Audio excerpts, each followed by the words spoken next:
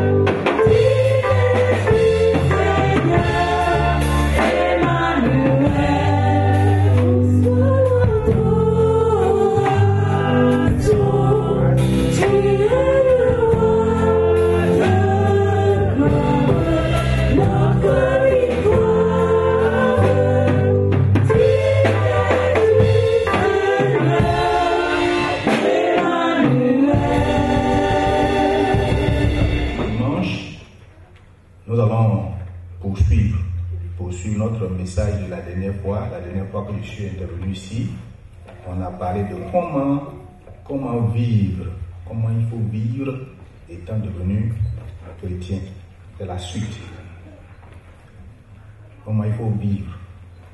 Vous voyez, le Seigneur nous appelle, nous a appelés, nous a donné sa vie, il a donné Jésus. Et à la fin de ce processus, c'est pour vivre avec lui. Alléluia. Nous serons comme un père et ses enfants, ensemble. On va vivre dans le même environnement. On va vivre dans la même cour pour faire comme les hommes. On va vivre dans la même cour, dans le même domaine, dans la même maison. Le père et ses enfants. Vous voyez, c'est comme ça que nous verrons tous ceux qui nous ont dépassé dans le Seigneur, qui ont cru au Seigneur, on va les voir, on sera ensemble. Vous voyez, et comme cela est écrit au commencement, Dieu a dit, créons l'homme à notre image, à notre ressemblance. Donc l'homme qui va vivre avec Dieu, l'homme qui sera en présence du Seigneur, c'est l'enfant qui sera avec le Père. C'est cet enfant-là qui ressemble au Père. Alléluia. C'est un enfant qui doit ressembler à son Père. C'est un enfant qui doit ressembler à son Père. L'enfant doit ressembler à son Père. Donc, lorsqu'on sera au ciel en présence du Seigneur, il faut tous nous ressemblons à Dieu. Alléluia. Voilà. S'il y a quelqu'un qui ne ressemble pas à Dieu, il ne peut pas être dans la maison de Dieu, puisqu'il ne va pas le reconnaître comme son fils. Et donc, Dieu veut que nous ayons son caractère, comme je l'ai dit. Vous voyez, Dieu veut faire de nous ses fils et ses filles, tel père, tel fils. Donc, faisons l'homme à notre image, à notre ressemblance. Donc, nous devons ressembler à notre Père, qui est Dieu. Et entre un père et un fils, comme je l'ai dit, il y a une mutation. le Père donne son ADN, il donne son sang. C'est ce qui doit exister. On doit avoir en nous le caractère de Dieu. Donc en venant à l'église, en te convertissant, en acceptant le Seigneur, c'est pas pour que tu sois un bon chanteur ou bien un bon danseur à l'église. C'est pas pour que tu sois un pasteur pour Dieu. C'est pas parce que tu sois un grand prieur, quelqu'un qui prie beaucoup pour Dieu. Ça n'a pas de sens devant Dieu. Alléluia. Voilà. Ça, c'est le service, c'est le ministère. Mais le but de Dieu, ce n'est pas que tu sois celui qui prie beaucoup plus, ou bien qui médite beaucoup plus, ou bien qui prêche beaucoup plus, qui évangélise beaucoup plus. Le meilleur comptable de l'église, non, c'est pas ça. Alléluia.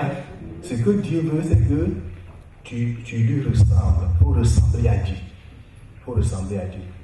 L'enfant doit ressembler à son père. Alléluia. C'est pourquoi vous allez voir que, comme je vous l'ai enseigné, dans une famille, le père, c'est celui qui enseigne le comportement, c'est lui qui enseigne le caractère. Si tu veux que ton enfant devienne un informaticien, tu l'inscris dans une école quelque part. Si tu veux qu'il soit médecin, tu l'envoies à l'école. Si tu veux qu'il devienne infirmier, sage-femme, tout ce que vous voulez, on confie ça à d'autres personnes. C'est quelqu'un d'autre qui fait ce travail. Mais pour ce qui est du comportement, pour ce qui est du caractère, c'est le père qui transmet ça depuis la naissance, qui transmet ça. Et suivant l'éducation qu'il veut donner, il se donne les moyens, la méthode à suivre pour atteindre ce but-là.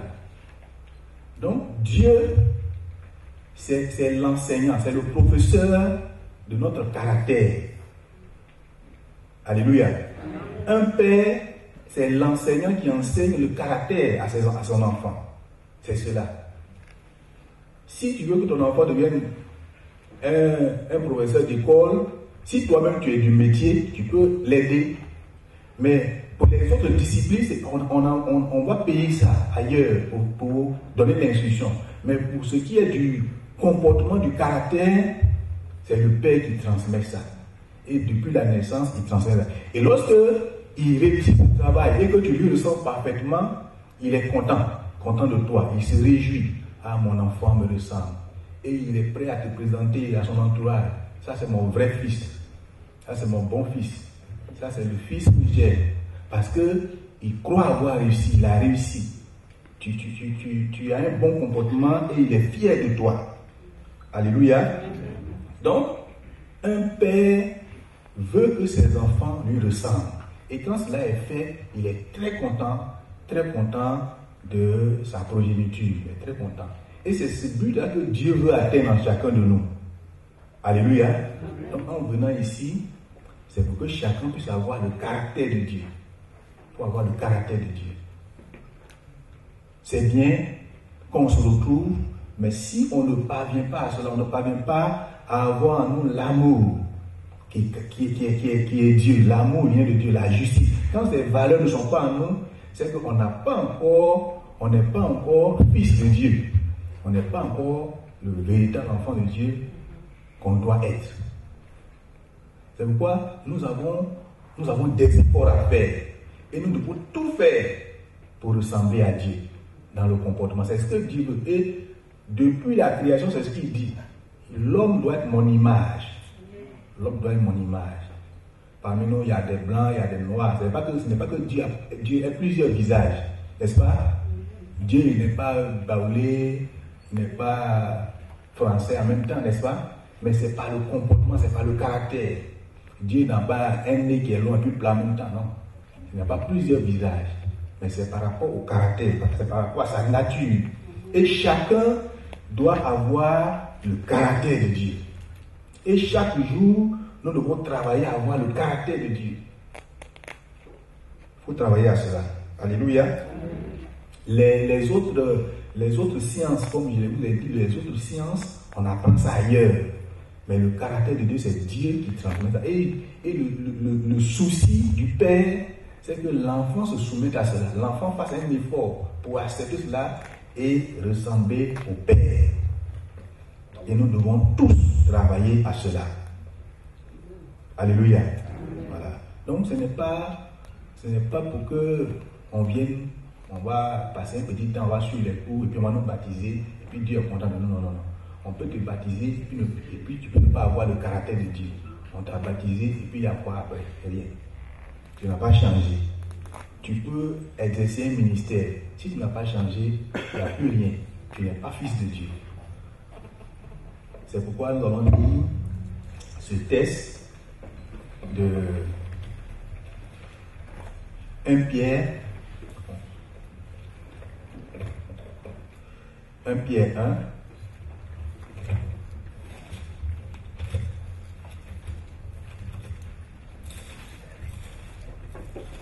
Pierre chapitre 1, à partir du verset 15. Il est écrit: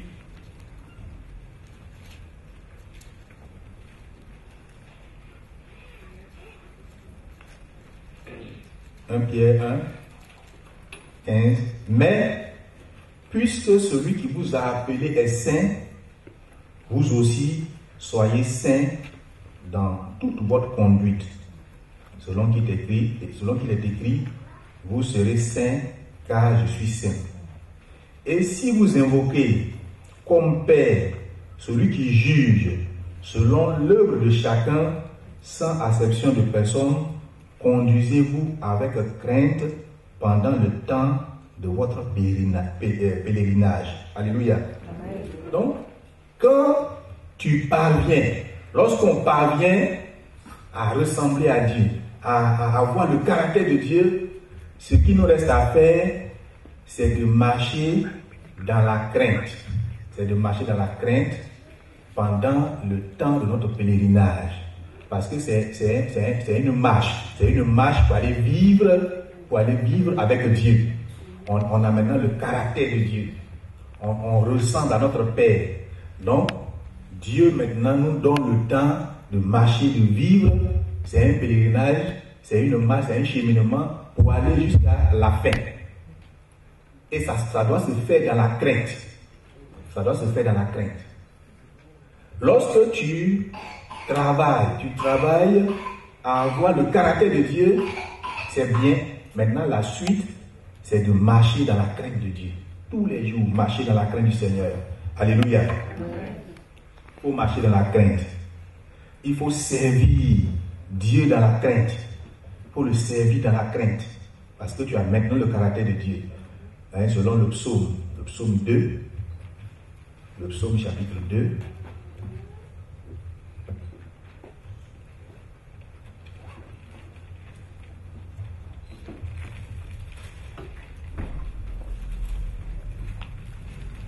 Le psaume chapitre 2, le verset 11. Servez le Seigneur avec crainte et réjouissez-vous avec tremblement. Donc, quand on parvient à avoir la nature de Dieu en nous, le caractère de Dieu en nous, voyez, il faut le servir dans la crainte. Il faut le servir dans la crainte, il faut marcher dans la crainte. C'est ça qui permet de maintenir la présence de Dieu. Il a promis d'être avec nous tous les jours. Dieu a promis d'être avec nous tous les jours. Mais c'est la crainte que tu as désormais qui maintient cette présence. Nous allons lire cette histoire que vous connaissez dans les Actes des Apôtres. On va prendre Actes chapitre 4.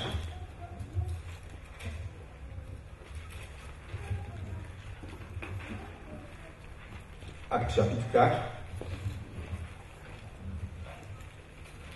Au verset 36 et suivant. Il est écrit: Joseph, surnommé par les apôtres Barnabas, ce qui signifie fils de consolation, lévite, originaire de Chypre, vendit un champ qu'il possédait, apporta l'argent et le déposa aux pieds des apôtres. Chapitre 5. Mais un homme nommé Ananias, avec Saphira sa femme, vendit une propriété et retint une partie du prix. Sa femme, le sachant, lui il apporta le reste et le déposa aux pieds des apôtres. Pierre lui dit, Ananias, pourquoi Satan a-t-il rempli ton cœur au point que tu mentes au Saint-Esprit et que tu aies retenu une partie du prix du champ? S'il n'eût pas été vendu, ne te restait-il pas, et après qu'il a été vendu, le prix n'était-il pas à ta disposition? Comment as-tu pu mettre en ton cœur un pareil dessein? Ce n'est pas à des hommes que tu as menti, mais à Dieu. Ananias, entendant ces paroles, tomba et expira. Une grande crainte saisit tous les auditeurs. Les jeunes gens, s'étant levés, l'enveloppèrent, l'emportèrent et l'ensevelirent. Environ 3 heures plus tard, sa femme entra sans savoir ce qui était arrivé. Pierre lui adressa la parole. Dis-moi, est-ce à un tel prix que vous avez vendu le champ? Oui, répondit-elle, c'est à ce prix-là. Alors Pierre lui dit, comment vous êtes-vous accordé pour tenter l'Esprit du Seigneur? Voici, ceux qui ont enseveli ton mari sont à la porte, et ils t'emporteront. Au même instant, elle tomba aux pieds de l'apôtre et expira. Les jeunes gens étant entrés, la trouvèrent morte, ils l'emportèrent et l'ensevelirent auprès de son mari. Une grande crainte s'empara de toute l'assemblée et tous ceux qui apprirent ces choses. Beaucoup de miracles et de prodiges se faisaient au milieu du peuple par les mains des apôtres. Et ils se tenaient tous ensemble au portique de Salomon. Et aucun d'eux n'osait se joindre à eux. Mais le peuple les louait hautement. Le nom de ceux qui croyaient au Seigneur, hommes et femmes, s'augmentait de plus en plus, en sorte qu'on apportait des malades dans les rues et qu'on les plaça sur les lits et des couchettes, afin que lorsque Pierre passerait, son nom au moins couvrit quelques-uns d'eux. La multitude accourait aussi des villes voisines à Jérusalem, amenant les malades et des gens tourmentés par des esprits impurs, et tous étaient guéris. Alléluia. Amen. Donc, vous voyez ici cette histoire où le Seigneur a rassemblé ses enfants et selon les instructions, ils devaient vivre ensemble. Étant ensemble, c'était pour manifester le caractère de Dieu. Alléluia. Amen. Ils étaient ensemble pour manifester le caractère de Dieu. Ils étaient ensemble pour vivre comme Dieu le désire, comme Dieu le souhaite. Et Joseph, il est venu, il a vendu ce homme Joseph, il a vendu son champ et il a envoyé le prix. Il a obéi. Il a été honnête. Il a fait comme Dieu lui a demandé. Parce qu'avec Dieu, c'est l'honnêteté, c'est la transparence, c'est la justice, c'est la vérité. Donc, il a obéi. L'autre, Ananias, n'avait pas obéi. Donc, pour le Seigneur, ce n'était pas une situation à tolérer. Ce n'était pas une situation à permettre dans l'assemblée des saints. On ne devait pas laisser un tel comportement perdurer. C'est pourquoi Ananias a été frappé. Il s'est accordé avec sa femme pour mentir, pour désobéir, pour ne pas vivre dans l'honnêteté, dans la transparence. Et le Seigneur n'a pas accepté cela. Vous voyez, lorsque nous venons dans la maison du Seigneur, chacun doit avoir le caractère de Dieu. Pour que la vie ensemble, la vie dans la famille, la vie dans l'église, comme la vie au ciel, en présence du Seigneur, voyez, soit une vie saine, une vie de gloire, une vie de joie, une vie de paix. Comme Ananias n'a pas voulu obéir, et qu'il a fait le contraire, voyez, Dieu l'a enlevé, Dieu l'a tué et il a été enseveli comme sa femme. Voyez, c'est après le caractère de Dieu, après avoir reçu le caractère de Dieu, après, voyez, le changement dans notre vie, nous devons vivre dans la crainte de Dieu. Nous devons vivre dans la crainte de Dieu. C'est cette crainte qui nous maintient dans la présence du Seigneur. Et dans une église du Seigneur, dans une église de l'Assemblée des Saints, dans une église où ceux qui viennent parlent du Seigneur, disent qu'ils aiment le Seigneur, voyez, fondamentalement, la crainte doit être au milieu d'eux. La crainte doit être dans leur cœur. Ils doivent avoir la crainte de Dieu. La crainte, c'est le respect qu'on a pour Dieu. C'est la peur qu'on a de pécher. Tu as peur de pécher. Tu as peur de faire le mal. Tu as peur d'offenser Dieu, c'est ça. Et quand tu es devenu enfant de Dieu, tu as maintenant le comportement de Dieu, tu as le caractère de Dieu, tu dois avoir peur de pécher. Tu dois avoir peur de désobéir à Dieu. Il faut avoir cette peur en toi. Tu as peur de faire le mal. Tu as peur de vivre des choses que Dieu, de vivre une vie que Dieu n'aime pas. Il faut avoir peur. Un chrétien qui n'a pas peur et qui vit sa vie comme il veut, voyez, Dieu peut te détruire, Dieu peut te tuer, il peut permettre la mort. Ananias n'avait pas eu peur. Il n'a pas eu peur de venir mentir à l'apôtre. Il n'a pas eu peur. Il n'a pas eu peur. Il a caché l'argent et il est venu mentir. Et beaucoup font ça. Après avoir passé tant d'années dans le Seigneur. Il n'y a pas de crainte. Ils n'ont pas de crainte. Ils n'ont pas peur. Ils n'ont pas peur de pécher. Ils n'ont pas peur de dire des choses, d'offenser. Ils n'ont pas peur de commettre le péché. Donc il y a un manque de respect pour Dieu. Un manque de respect, un manque de crainte. Ce qui n'est pas une bonne chose. Vous voyez, il ne faut pas attendre à ce que Dieu te tue comme Ananias. Il ne faut pas attendre cela. Vous voyez, lorsque nous sommes ensemble dans une église et que souvent les gens vont vous pousser à pécher, ils vont vous pousser à faire le mal, ne les suivez pas. Ne les suivez pas. Parce que le jour où Dieu va te frapper, ils vont tous se ranger. Ils vont commencer à obéir. Ils vont commencer à confesser leur péché. C'est pas vrai? Voilà. Et vous êtes ensemble, ils vont te pousser à murmurer, à parler, à calomnier, à insulter des gens, à dire des choses qui ne sont pas bien. Ils vont vous pousser à la rébellion, à la désobéissance. Mais le jour où Dieu va le frapper pour son péché, si c'est produit de tout le monde, tous les autres chrétiens vont se repentir. Ils vont demander pardon. Il s'est passé comme ça, une scène comme ça dans l'histoire de notre mission, de notre église. Il y avait des pasteurs qui étaient allés faire une conférence dans une université. Ils sont allés faire des conférences parce qu'il y avait des étudiants.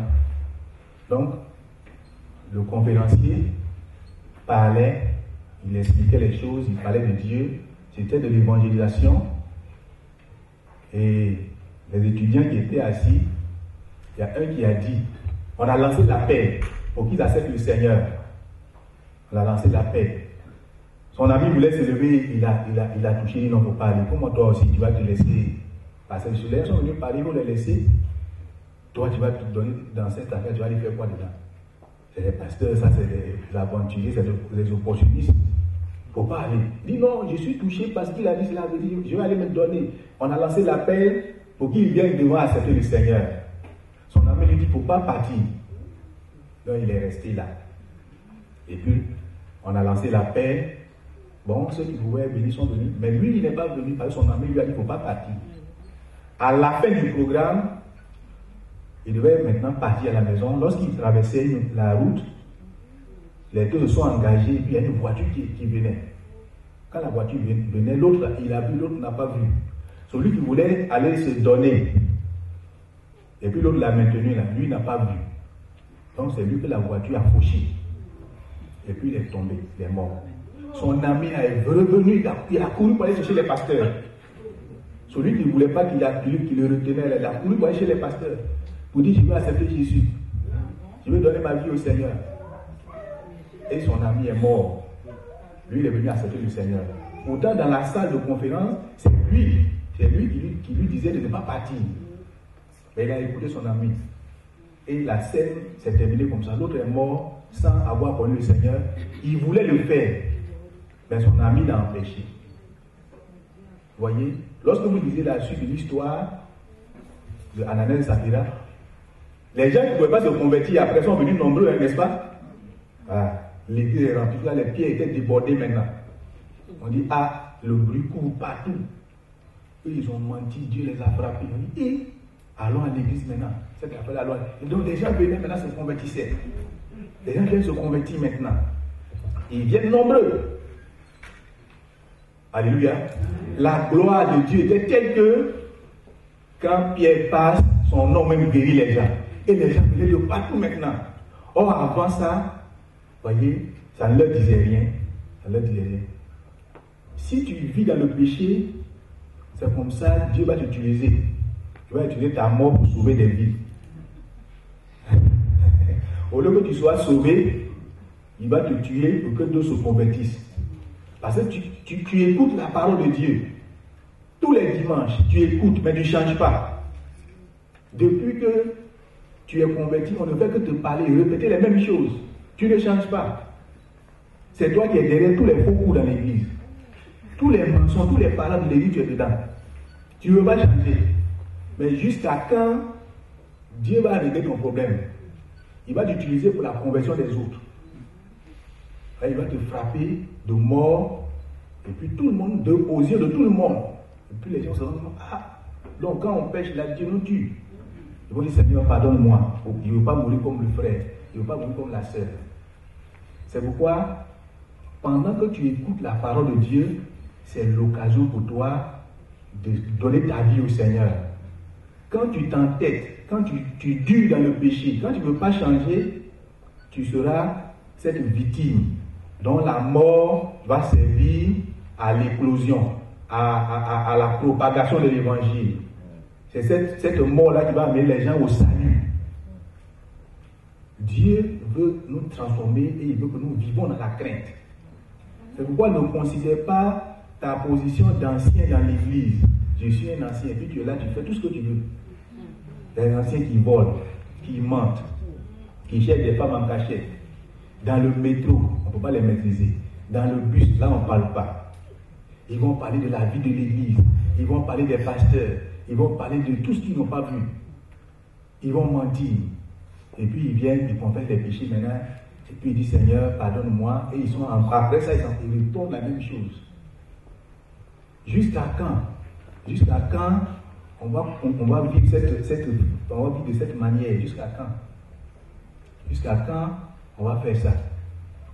Il y a des chrétiens qui sont parmi nous, qui sont de grands escrocs.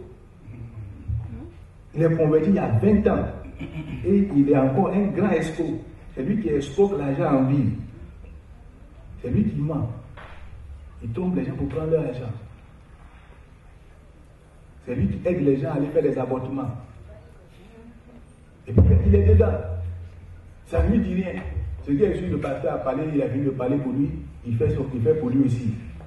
Jusqu'à quand tu vas changer? Jusqu'à quand tu vas te convertir véritablement? Jusqu'à quand?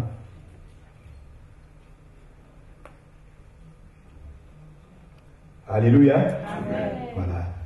Il suffit simplement qu'après le message, le pasteur dit, Amen, on a envie de prier. Dès qu'il sort même de la cour de l'église, dans la cour de l'église même, il commence son péché déjà. C'est ce petit temps d'écoute là, où il est pressé même de faire les bêtises. Donc il attend seulement. Dès qu'on va dire Amen, il commence dans la cour. Ou bien pendant qu'on parle là, c'est là même là, il fait autre chose dans son esprit là-bas. Son esprit est chargé de rancune, de moquerie, de calomnie. Il est dedans. de mépris. Il méprise les gens, il est assis et puis il méprise les gens dans son cœur. Jusqu'à quand tu vas changer? Jusqu'à quand? Si tu ne changes pas, voyez, Dieu va t'utiliser pour la conversion des gens. Ça sera une bonne chose pour les autres, mais une mauvaise chose pour toi. Une mauvaise chose pour toi, mais une bonne chose pour les autres. Les gens qui ne veulent pas se convertir vont saisir cette grâce. Pour eux, c'est une opportunité. C'est une opportunité et ils vont se convertir. Voyez, lorsque vous lisez l'histoire de Uza, lorsque vous lisez l'histoire de Uza qu'on a vu la dernière fois, le jour où Dieu a frappé Uza, David a dit, là, je ne rentre pas chez moi. Il a eu peur. Il a eu peur. Ce jour-là, il a eu peur. Il y avait des petites choses, même peut-être qu'il se reprochait encore. Ah, je ne veux pas mourir. La chose, le monsieur voulait toucher simplement, il est mort là. Pourquoi il m'a envoyé ça dans ma maison? Donc, il n'a pas accepté ça. Il n'a pas accepté. Le monsieur voulait être gentil, il a touché simplement. Dieu n'a même pas fait cadeau. Si j'envoie dans ma maison et puis il y a un petit truc, on va tous mourir à la maison. Donc, il dit, il ne faut pas que l'âge va entrer dans sa maison. Et il a laissé ça partir chez Ebed-Edom, là où il n'était pas prévu. À cause de ce qu'il a vu. À cause de ce qu'il a vu. Gloire au Seigneur. Amen. Vous voyez, nous devons travailler à vivre dans la crainte. Dans la crainte. Vous voyez, il ne faut pas attendre la colère de Dieu. Il ne faut pas attendre la colère de Dieu. Il y a des gens qui sont dans le péché. Ils sont dans le péché, ça ne leur dit rien. Et quand ils sont dans une voiture, et puis on freine fort et que ça veut cogner là, ils commencent à prier Seigneur, et puis ils vont faire des péchés. Parce qu'il attend cette occasion pour se confesser. Tu attends que le chauffeur soit en train de déraper. Et puis là, maintenant, tu te ressaisis. Quand l'électricité s'interrompt, et puis le métro, le projeté là, là, tu te souviens qu'il y a Dieu qui existe. Tu te rappelles qu'il y a Dieu. C'est dangereux. Cette façon de vivre est dangereuse. Ce n'est pas avantageux pour nous. Ce n'est pas bon. Et quand il y a un grand vent, il y a une tornade. Et puis, il commence à prier maintenant. Parce que le vent est tellement fort, ça risque de l'emporter. Comme il ne veut pas partir, il commence à commettre les péchés. Comme ça, si ça le prenait, voilà, il va partir aussi. Il y en a qui attendent pour aller prier dans l'avion. Et dans l'avion, on a commettre les péchés. Au décollage et à l'atterrissage. Dans les zones de turbulence, c'est là qu'ils vont faire les péchés.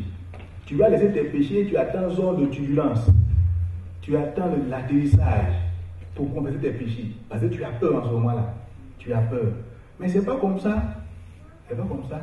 Quand on vit sa vie, c'est-à-dire que ta conscience ne te reproche rien, tu n'as pas peur. Tu n'as pas peur. Quand dans ta conscience, tu te rends compte que tu n'as rien, tu ne te reproches rien, c'est là où on dit que la mort est un gain pour moi. Ben là, tu es pressé d'aller au ciel. Tu veux que les choses se passent, mais tu vas aller goûter au ciel. Mais quand vous voyez quelqu'un qui dit, bon, prions encore un peu, le Seigneur n'a qu'à tarder à venir, c'est que dans sa vie, ça ne va pas trop. Ça va pas trop. Il veut qu'on retarde un peu, Jésus retarde son retour. Et s'il vient maintenant, il est sûr qu'il ne peut pas être sauvé. Donc il prie pour que Jésus ne vienne pas. Il prie pour que la trompette ne sonne pas maintenant. Parce qu'il n'est pas trop sûr. Vous voyez, les chrétiens qui disent, bon, c'est au ciel, on va voir, c'est qu'ils ne sont pas sûrs. C'est au ciel, on va voir. C'est Dieu qui va juger. Non, la Bible dit que quand tu crois sincèrement, quand tu fais bien, l'Esprit de Dieu témoigne à ton esprit que tu es enfant de Dieu. Amen. Dieu lui-même témoigne qu'au stade où tu es parvenu, tu es bon. Amen. Tu es excellent. Donc quand tu entends cette voix, tu veux mourir, tu veux aller au ciel parce que tu ne veux plus perdre le temps sur la terre dans la souffrance. Tu ne veux plus rester là pour payer les taxes. Tu veux partir au ciel. Tu veux aller dans la gloire. Gloire au Seigneur. Amen. Regardez ce texte de Malachie.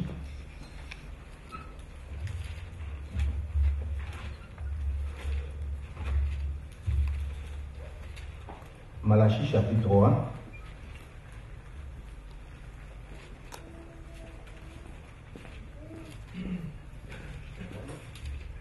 Malachie 3, à partir du verset 16. Alors, ceux qui craignent l'Éternel se parlaient l'un à l'autre. Bon, on peut lire un peu plus haut, verset 13. Vos paroles sont rudes contre moi, dit l'Éternel, et vous dites, qu'avons-nous dit contre toi? Vous avez dit, c'est en vain que l'on sert Dieu. Qu'avons-nous gagné à observer ses préceptes et à marcher avec tristesse à cause de l'Éternel des armées? Maintenant, nous estimons heureux les hautains, oui, les méchants prospèrent, oui, ils tentent Dieu et ils échappent. Alors, ceux qui craignent l'Éternel se parlaient l'un à l'autre. L'Éternel fut attentif et il écouta. Et un livre de souvenirs fut écrit devant lui, pour ceux qui craignent l'Éternel et qui honorent son nom. Ils seront à moi, dit l'Éternel des armées, ils m'appartiendront au jour que je prépare. J'aurai compassion d'eux. Donc, il s'est trouvé ici à un moment donné que les gens qui craignaient l'Éternel étaient un peu découragés, ils sont découragés. Ils craignent l'Éternel, ils obéissent, ils font beaucoup d'efforts, mais ils se rendent compte que les gens qui ne craignent pas Dieu ne leur dit rien, c'est eux qui prospèrent. Ça aussi, ça peut créer le découragement, n'est-ce pas? Et tu fais des efforts dans la main du Seigneur, tu te donnes à fond. Et puis, tu ne vois rien, tes prières ne sont pas exaucées. Mais la Bible dit que lorsque ils étaient en train de parler, ceux qui craignaient l'Éternel étaient en train de parler, Dieu a répondu. Il a dit, il y a un livre de souvenirs qui est ouvert pour ceux qui craignent l'Éternel et qui honorent son nom. Donc, ceux qui craignent l'Éternel sont connus de Dieu. Alléluia. Il y a un livre dans lequel il y a leur nom. Leur nom est inscrit dans cela. Donc, il ne faut pas te décourager. Continue d'obéir. Même si tu es malade, continue d'obéir. Reste dans la crainte. Même si tu as faim, reste dans la crainte. Même si tu n'as pas de travail, reste dans la crainte. Tu n'as pas de papier, reste dans la crainte de Dieu. Alléluia. Amen. Même si ton mari t'a chassé, reste dans la crainte de Dieu. Même si ta femme te fatigue, reste dans la crainte de Dieu. Il ne faut pas abandonner la foi à cause de ta femme qui te fatigue, ou bien à cause de ton mari qui n'achète rien pour toi. Je ne suis pas en train de vous encourager, vous les hommes, à ne rien payer. Pour dire, bon, le pasteur a dit, ils n'ont qu'à continuer d'obéir, et puis moi de ne rien acheter, c'est pas ça. Il faut acheter. Il faut payer les choses. Il faut faire les bonnes choses. Alléluia. Faire les bonnes choses. Mais je veux dire que, quelle que soit la difficulté, quelle que soit la souffrance, quel que soit le niveau de fortune, de richesse de celui qui est à côté de toi, il ne faut pas être découragé. Vous voyez, ici, ceux qui craignent l'Éternel ont commencé à faire des comparaisons. Vous voyez, ils prospèrent, ils ont tout. Nous, on craint Dieu, on n'a rien. Eux, ils ne craignent pas Dieu, ils n'obéissent pas, mais leur vie est meilleure par rapport à la nôtre. Donc, il y a un problème. Ils ont commencé à souffrir de cela. Mais quelle que soit la situation que tu traverses, quelles que soient tes souffrances, tes douleurs, les problèmes que tu peux rencontrer dans la vie, il faut demeurer dans la crainte de Dieu. Cherche à avoir le caractère de Dieu et demeure dans cette présence. Demeure dans cette présence. C'est à ce prix que tu seras dans la sécurité. Car l'ange de l'Éternel campe autour de ceux qui craignent l'Éternel. Quand tu crains Dieu, Dieu te garde. Quand tu crains Dieu, Dieu est avec toi et il te protège. Lorsque tu crains Dieu, voyez, Dieu met autour de toi les anges, les bons, pour te garder, pour te protéger. Alléluia. Amen. Et donc, dans cette marche avec le Seigneur, voyez, il faut tout faire pour que Dieu soit avec toi. Et les gens ne craignent pas beaucoup Dieu, mais ils craignent beaucoup les sorciers. Voilà, ils ont beaucoup plus peur des magiciens, des sorciers, des gens, des mystiques, des satanistes, que Dieu. Vous voyez? Il y a des chrétiens, quand on va dire qu'il y a un sorcier qui est rentré ici, ils vont commencer à trembler. On dit c'est un sorcier. Ils vont commencer à raconter c'est un sorcier, on dit c'est une sorcière. Et pourquoi pasteur a cessé sorcier dans l'église? Nous, on ne va plus venir. Parce qu'ils ont plus peur des sorciers que de Dieu. Si on dit le pasteur a cessé sorcier dans l'église, c'est fini. Ils vont plus, vous allez tous quitter ici. On dit maintenant, le pasteur il a programmé des sorciers. Il y a quelqu'un qui est venu à l'église, mais il pratique la sorcellerie, le pasteur l'a cessé. Au lieu de le chasser, il l'a laissé là. Mais si tu es dans la crainte de sorcier, il va te faire quoi? Qu'est-ce que le sorcier tu fais? Même si il y a plein de sorciers ici, il n'aura rien. Il n'aura rien. Donc les gens ont beaucoup plus peur des francs-maçons que Dieu. Pourquoi tu as si peur? Tu as peur des hommes. Voyez? Regardez dans Matthieu 10, c'est ce qui est écrit. Matthieu 10. Matthieu 10, 28. Il est écrit, voici. Non, je suis dans Marc, c'est dans Matthieu plutôt. Voilà. Matthieu chapitre 10, verset 28. Il est écrit, ne craignez pas ceux qui tuent le corps et qui ne peuvent tuer l'âme. Craignez plutôt celui qui peut faire périr l'âme et le corps dans la géhenne. Alléluia. Voilà. Ceux qui s'attaquent au corps, on dit il a mangé. Il a mangé, c'est l'expression. On dit les sorciers l'ont mangé. Eux, ils mangent le corps, mais ils ne peuvent pas manger l'esprit. Mais c'est celui qui a le pouvoir de te condamner éternellement, de te condamner dans l'enfer. C'est celui-là, de celui-là qu'il faut avoir peur, crainte. Alléluia. Amen. Voilà. Les gens ont beaucoup plus peur des voyous que Dieu. Vous voyez, quand il y a un voyou, il ne dort pas. Il est dans la maison, il a peur, il ne dort pas. Il ferme bien les portes. Il va doubler les serrures, la peur. Ils ont beaucoup peur de ces choses. Mais ils n'ont pas peur de péché. Ils n'ont pas peur de péché. Ils peuvent être dans le péché pendant des années. Il n'a pas peur de ça. Il n'est pas conscient que c'est plus dangereux. Il n'est pas conscient que c'est plus dangereux que la présence d'un voyou, d'un brigand. Il n'est pas conscient que être dans le péché, c'est plus compliqué. C'est plus dangereux qu'avoir un sorcier dans sa maison. Quand tu vis dans le péché dans ta propre maison, et puis il y a un sorcier qui est dans ta propre maison, le plus dangereux, ce qui est plus grave, c'est ton péché. Ce n'est pas le sorcier qui est à côté de toi, n'est-ce pas? Amen. Voilà. Or, souvent on laisse le péché et puis on s'attaque à l'homme qui est là. C'est lui qui a fait que j'ai perdu mon travail. Et tu fais par là autour. C'est lui qui a fait que je ne fais pas ceci. C'est lui qui a fait que je ne fais pas cela. Non. Quand tu es dans le péché, c'est plus dangereux que le sorcier qui est à côté de toi et qui t'attaque. Parce que lui, il a envie de faire son travail. Ce n'est pas ce qu'il fait qui va te conduire en enfer.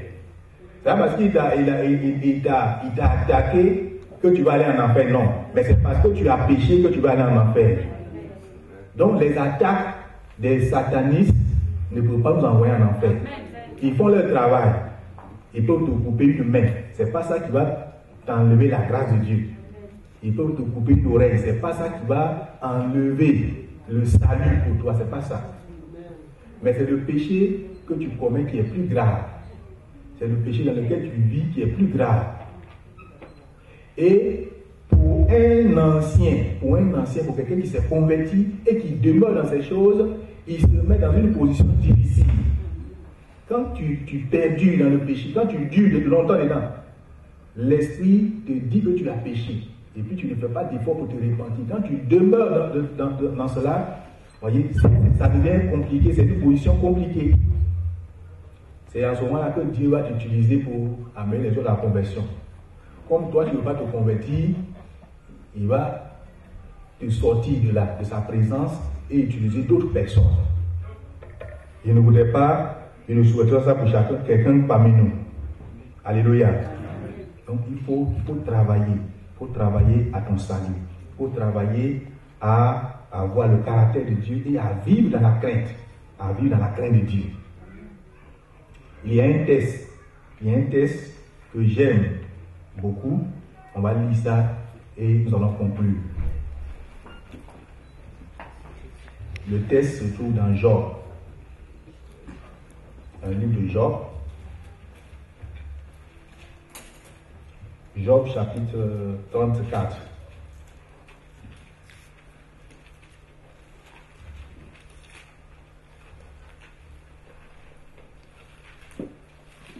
Job 34, le verset 32. Montre-moi ce que je ne vois pas. Si j'ai commis des injustices, je n'en commettrai plus. Alléluia. Amen. Voilà. Montre-moi ce que je ne vois pas. Il faut prier chaque jour pour demander à Dieu de te montrer ce qu'il n'aime pas dans ta vie et qui est caché, dont tu n'es pas conscient. Et lorsque il te révèle cela, ne fais plus cela. Alléluia. Ne fais plus cela. Et c'est comme ça que nous devons avancer avec le Seigneur. Tu pries pour que Dieu te révèle ta vie, te montre ce qui est caché, ce qui est dans ta vie dont tu n'as pas conscience que c'est mauvais, qui peut t'éloigner, qui peut t'envoyer en enfer. Tu pries pour cela. Et lorsque Dieu te montre, ce n'est pas pour que tu continues la même chose. Dieu met ça à nu, il te révèle cela pour que tu ne commettes plus cela. Et chaque chrétien doit avoir cette attitude. Il faut prier pour que Dieu te révèle ta vie. C'est un travail, c'est un exercice de tous les jours. Il y en a même quand Dieu leur révèle cela, il demande à Dieu de laisser encore un peu de temps. Il va régler ça d'abord. Dieu, j'ai compris, mais il me laisse encore quelques jours. Je vais faire ça et puis je vais faire un défaut après. Non. C'est pourquoi souvent on a envie de confesser les mêmes péchés. On a confessé, on a demandé pardon. Et puis après on revient encore. On revient encore. Quand c'est comme ça, Dieu ne te dit plus rien. Il ne te parle plus, il ne te pardonne même pas. Il sait que tu vas aller, tu vas revenir encore. Il sait que quand tu vas aller, tu vas revenir faire les mêmes choses. Donc il attend. Le jour où tu vas avoir conscience et que tu vas dire, je prends la décision de ne plus commettre ce péché, c'est là que tes péchés seront définitivement effacés, pardonnés. Alléluia. Il faut prier. Il faut prier pour que nous parvenions à avoir le caractère de Dieu. Le caractère de Dieu. On peut servir le Seigneur, on peut donner tous les talents. Mais si ce n'est pas fait avec le caractère de Dieu, ce n'est pas fait avec la crainte, c'est du temps perdu. C'est du temps perdu. Tu peux donner tout ton corps, ta chair, pour qu'on brûle cela, pour qu'on puisse faire ce qu'on veut avec. Tu peux donner ta vie pour ça. Tu peux donner tous les moyens. Mais si tu n'as pas la crainte de Dieu, si tu n'as pas la crainte de Dieu, tu n'as rien fait. Tu n'as rien fait. Tu as passé du temps inutilement. Bien-aimés, je voudrais donc que nous comprenions ces paroles. Si nous les recevons, il faut les mettre en pratique. C'est ce qu'il faut, c'est ce que Dieu attend de nous. Il n'attend rien d'autre que ça. Il n'attend rien d'autre que ça. L'argent qu'on demande, on dit prenons des engagements, c'est pour nous-mêmes. C'est pour nous-mêmes, notre confort, notre bien-être, pour qu'on soit dans un bon cadre. Mais après ça, il faut avoir la crainte de Dieu. Alléluia. On ne peut pas acheter le salut, on n'achète pas. C'est parce que tu as pris un engagement de 1000 euros ou bien 10 000 euros que Dieu dit, ah vraiment, il donne beaucoup. Il donne beaucoup, donc on va faire des efforts pour lui. Ça, les politiciens peuvent faire ça. Amen. Les hommes peuvent faire ça, mais Dieu ne fait pas ça. Amen. Parce que si quelqu'un n'a pas l'argent, comment il va faire? Si on doit prendre l'argent de quelqu'un pour lui pardonner ses péchés, et celui qui n'a pas l'argent, et celui qui ne travaille pas, il ne va pas avoir droit. Or, Dieu nous met au même niveau. Il nous met au même niveau de bénédiction. Il ne vous dit pas de ne plus faire ces choses, de ne plus servir le Seigneur. Il faut le servir, mais dans la crainte. Amen. Sers le Seigneur dans la crainte. Adore Dieu dans la crainte. Amen. Il faut faire ça dans la crainte. Chaque jour, il faut veiller sur ta vie. C'est ce que Dieu attend de chacun de nous. C'est ce que Dieu attend de moi. Au gagner là, Dieu attend ça de moi. Vous aussi, c'est la même chose. C'est pas parce que je suis saint que je vous parle. Non. Dieu me demande d'avoir son caractère de vie dans la crainte. Et je dois faire un effort pour y parvenir. Si on ne fait pas ça, voyez, on sera en train de danser, chanter, mais on ne va même pas se retrouver en présence de Dieu parce qu'il veut les gens qui ont son caractère, ses enfants, ceux qui le reconnaissent comme ses enfants, ceux qui sont saints comme lui, c'est ceux-là qui va rassembler en sa présence. Bien-aimés, travaillons à cela. Que Dieu vous bénisse.